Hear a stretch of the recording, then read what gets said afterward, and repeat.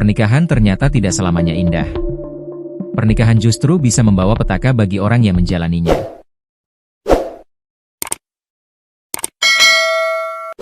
Hal ini terjadi kepada Pasutri di Kabupaten Banjar, Kalimantan Selatan, Kalsel.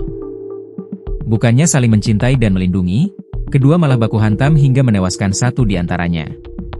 Apalagi keduanya masih layak menyandang istilah pengantin baru. Pasalnya mereka baru menikah. Dan pernikahan mereka masih seumur jagung. Keduanya baru resmi menjadi sepasang suami istri dalam kurun waktu yang sangat singkat. Keduanya baru menikah selama 30 hari. Pembunuhan bisa saja dilatar belakangi karena keduanya belum mengenal kepribadian masing-masing pasangan secara utuh. Yang mengejutkan kali ini, justru sang istri yang melakukan tindakan keji kepada sang suami. Tak cukup cuma membunuh, sang istri juga memenggal kepala sang suami.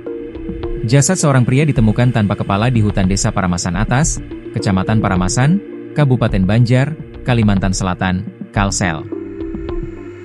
Fakta-fakta terungkap dalam kasus pembunuhan tersebut. Korban yang berinisial D, 28, ternyata dibunuh oleh istrinya sendiri, FT, 28, dibantu kakak kandungnya, PP, 34. Korban dimutilasi saat dalam perjalanan menuju tempat kerja di dalam hutan desa Paramasan Atas pada Rabu, 16 Juli 2025. Fakta terbaru, D dan FT merupakan pasangan suami istri yang baru saja menikah.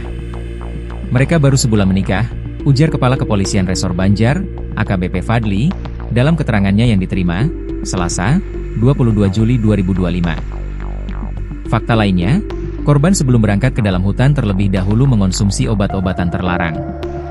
Hal itulah yang diduga kuat membuat emosi korban memuncak dan muncul perasaan cemburu terhadap istrinya. Selama dalam perjalanan, korban kerap marah dan tak segan membentak istrinya.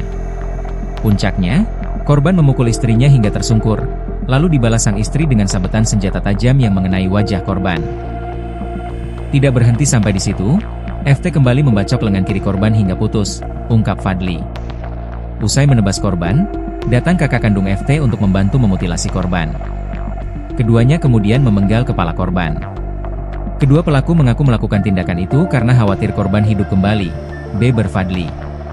Setelah kabar temuan jasad tanpa kepala tersebar luas, kedua pelaku akhirnya berhasil ditangkap tanpa perlawanan dan mengakui perbuatannya.